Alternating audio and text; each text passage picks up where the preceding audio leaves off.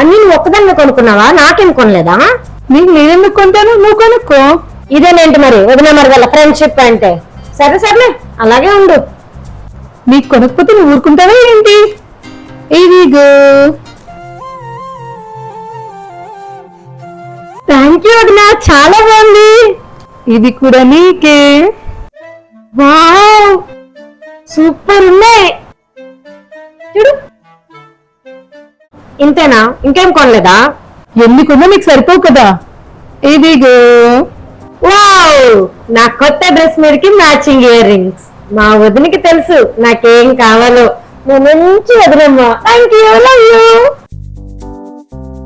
అయినా నీకెందుకు థ్యాంక్స్ చెప్పాలి? ఇదంతా మా అన్నయ్య డబ్బులే కదా, నీవేం కాదు కదా.